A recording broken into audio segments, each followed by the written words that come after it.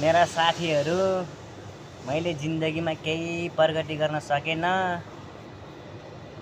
प्रगति भनेको त्यही हल्का जोक्स गर्न जानेको छु, त्यहाँ जोक्स सुनाउँछु। मन नलागे पनि हाँस्नु होला, मलाई हौसला मिल्छ है। अब चाहिँ कथा सुरु गरौँ। एका देशमा चाहिँ एउटा पागल र बुद्धि भन्ने थिए रे। अनि पागल र बुद्धि चाहिँ एक दिन एकदम रमाइलो मुडमा थिए अरे। त्यसै क्रममा एउटा बुद्धिको चाहिँ साथीको जन्मदिन परेछ अथवा यतै एनिभर्सरी के पार्टी चलेछ बुद्धिको साथीको घरमा। अनि पागल र बुद्धिले चाहिँ रोमान्टिक मुड हुँदै अब उसको घरमा खानेकुराहरू खानको लागि निमन्त्रण आएपछि जान मन लागेछ। गएछन्, खाएछन्, बसेछन्, पिएछन्, खाडा धेरै रक्सीहरू पनि खाएछन्। अनि राति घर फर्किने बेलामा चाहिँ तिनीहरू खाइसकेर फर्किसकेपछि चाहिँ बाटोमा तिनीहरू आउँदै थिए। मोबाइल पनि थिएन रे, लाइट पनि थिएन रे।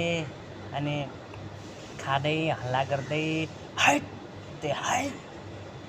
म पागल हो, म बुद्धि हो भन्दै चाहिँ नि कराउँदै बाटोमा आइरहेको थिएँ रे। त्यही बेला चाहिँ नि अब नाइट ड्युटी परेको कप्सले चाहिँ बाटोमा भेटाएछ है। त्यो कप्सले भेटाउनुभन्दा पहिले चाहिँ अब बाटोमा हिँड्दा अनि त्यो बुद्धिले चाहिँ हग्न मन लागेछ होइन। अनि हग्न मन लागिसकेपछि चाहिँ अब पागलसँग भनेछ, ल पागल त एक्लै बाटोमा कराउँदै बस, म चाहिँ हग्न जान्छु है भनेछ होइन। पागलले पनि हुन्छ भनेछ। त्यतिकैमा चाहिँ कप्सहरू आएछन्। अनि गोटे हल्ला गर्ने पागल जस्तो म आम भनेछ होइन कप्सले। अनि पागलले फेरि हो म पागल हो, आइज के गर्छस् भनेछ होइन। अनि उसको नामै पागल थियो।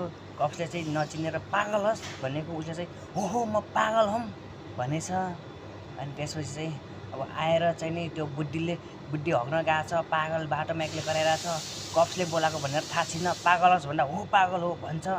अनि कप्स चाहिँ नजिक आएछ। अझै त कप्ससँग चाहिँ अनि पागल भन्छस् भन्छ।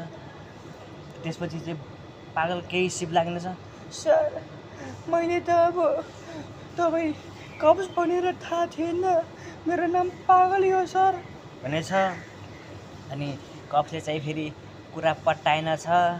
अनि अझै पागलको नाटक गर्छस् त हाँ, तेरो बुद्धि कहाँ गएको छ, तेरो बुद्धि कहाँ गएको छ त पागल भनेछ। सर मेरो बुद्धि त हग्न गएको छ।